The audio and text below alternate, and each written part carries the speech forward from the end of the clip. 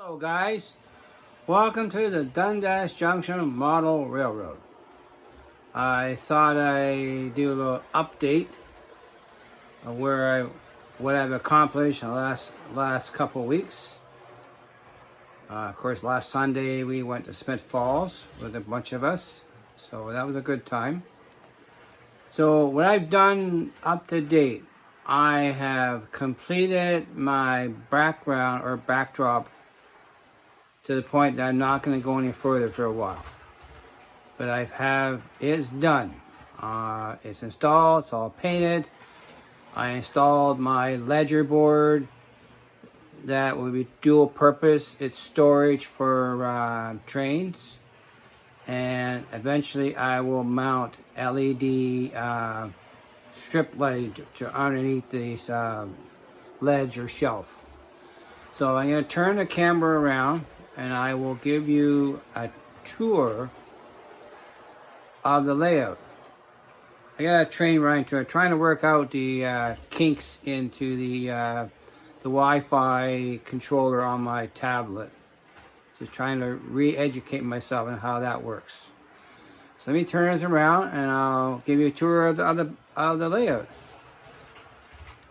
Okay, I'm back.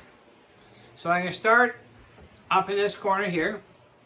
So if you can see on the ledge, I have rolling stock stored. And it's just enough space to hold rolling stock. I'm not going to put locomotives there. I'm just going to use it for my excess rolling stock. So I adjusted the height of that shelf to accommodate it.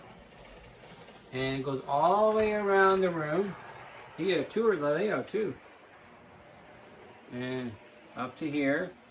And I did some work in the alcove too. And that's where my town's gonna go. So all the way around here.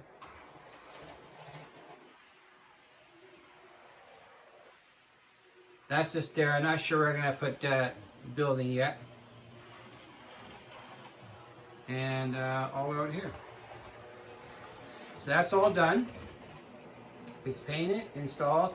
I still have a couple of little blocks to go in the corners, but I'm gonna leave them off until I get the lighting figured out. And then I can attach them more permanently with some pins and a pin nailer. And it'll stay out. Just all they're gonna do is cover that gap in the corner there where the curve, where the backdrop curves. I'm trying to get more organized down in the train room. You can see I have some cars in the yard. I got more of the pipe load cars now. I have 6. So I'm happy with that. I made a trade with a friend of mine. So we did good in our trade. But yeah, it's progress. You can see it. So this is just masonite. I guess I call it 1/8 inch masonite or cardboard as they may call it. I think they say in Home Depot it's 3mm. But I don't use metric too often. So I'll say it's 1/8. It bends not too bad. It doesn't bend as good as the plywood I use for my fascia. So it has its limitations. I think Larry, the DCC guy, had a video on how to bend it a bit better, but I didn't think I needed it. I just took the tape measure and measured from the corner out and got it then close to that dimension, and I was happy with that. So there's my pumpkin. But yeah, so it's progress. Here comes my, this is an Intermountain running on the layout right now. Road number 5008, Kansas City Southern. And I'm getting used to this gyro too. Let me turn this around this way a bit more. I haven't done any much work to the layout other than that. Other running trains. So just a reminder, tomorrow night, 7 o'clock, Off Track Monday on my channel. Mr. Mike He is missing in action again for at least 3 weeks. So you won't see him. But I will have a guest tomorrow night. I also have a new toy I bought for Real Fanny. We'll show it off tomorrow. You gotta wait till tomorrow to see this. But lonely locomotive running here. But yeah, so tomorrow night, 7 o'clock. See what we can do tomorrow. Talk trains, run trains. I'll show off my new toy that I got. And we'll talk about our guests. 7 o'clock tomorrow. Let me pause this camera and I'm gonna turn it around. Okay, I'm back. Trying to get used to this gizmo I got from Sparky. So I'm gonna try later on. I'm gonna try and see if I can figure out how to get a cassette going, and add another locomotive to that my Kansas City Southern locomotive. I'll figure it out later. But the turntable is running. I don't have any power going to the bridge. See, I got the camera turned around too. But yeah, I'm quite pleased with the backdrop. It turned really well. I'm not going to do any more painting to it yet until I figure out how we're going to do backdrop buildings. I'm going to turn this around again. I'll pause it. Give me a minute or two. I'm getting used to doing this. Okay, I'm back.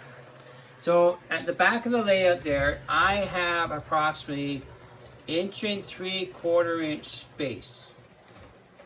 So I figure it gives me 1.5 inches space per background buildings.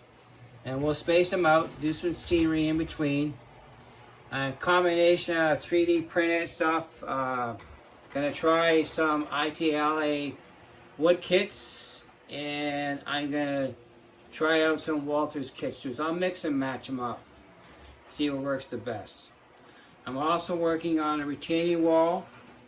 You can see the plywood structure there. Well, I'm 3D printing a retaining wall for the entire length of the elevated section. So that's in the process right now.